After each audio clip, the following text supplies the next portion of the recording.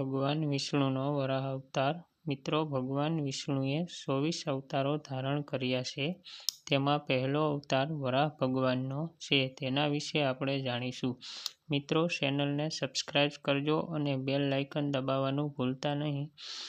અવનવા વિડીયોની નોટિફિકેશન સૌથી પહેલાં તમને મળતી રહે. અને વિડીયોને લાઇક અને શેર કરજો અને કોમેન્ટમાં જણાવજો સ્ટોરી તમને કેવી લાગી. વિદુરજીએ કહ્યું કે હે મુનિ, સ્વયંભૂ મનુ અને રાણી શતરૂપાનું ચરિત્ર મને જણાવો.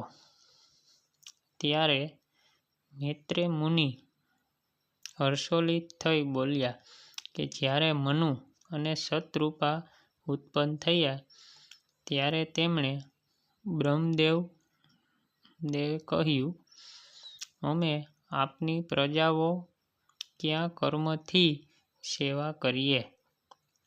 ત્યારે બ્રહ્માજીએ કહ્યું કે તમે પોતાના જેવા જ સંતાનો ઉત્પન્ન કરી ધર્મપૂર્વક પૃથ્વીનું પાલન કરો અને યજ્ઞ વડે શ્રી હરિનું પૂજન કરો. ત્યારે મનુએ બ્રહ્માજીને પ્રાર્થના કરી કે હું આપની આજ્ઞા પ્રમાણે પ્રજાઓ સજીશ, પણ મારે અને પ્રજાઓને રહેવાનું સ્થાન બતાવો.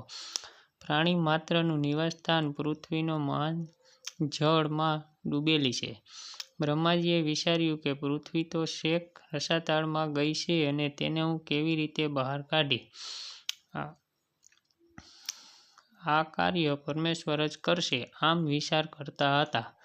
તેવામાં તેમની નાસિકાના છિદ્રમાંથી એક નાનું ભૂંડનું બચ્ચું નીકળ્યું અને જોતજોતમાં તે વધીને આકાશને પહોંચી જાય તેવું થઈ ગયું.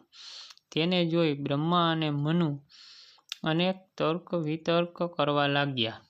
એટલામાં તો પર્વત જેવા યજ્ઞપુરુષે મોટી ગર્જના કરી. આ ગર્જના સાંભળી તે મુનિઓએ 3 પવિત્ર વેદો વડે તેમની સ્તુતિ કરવા લાગ્યા. એટલે વરાહમુનિ ભગવાન ફરી મોટી ગર્જના કરી સાગરના જળમાં પ્રવેશ કરી છેક રસાતળમાં પહોંચી ગયા અને જળમાં ડૂબેલી પૃથ્વીને પોતાની દાઢો વડે ઉંચકી બહાર લઈ આવ્યા. ત્યારે દાનવરાજ હિરણ્યાક્ષે સામનો કરતા શ્રી હરિએ તેનો નાશ કર્યો. પછી બ્રહ્માજીએ શ્રી હરિની સ્તુતિ કરી. એટલે ભગવાને પૃથ્વીને જળ ઉપર સ્થાપીને સ્થિર કરી દઈ પોતે અંતર્ધ્યાન થઈ ગયા. મિત્રો, સ્ટોરી કેવી લાગી તે કોમેન્ટમાં જણાવજો અને ચેનલને સબસ્ક્રાઇબ કરજો અને વિડીયો લાઇક શેર કરજો.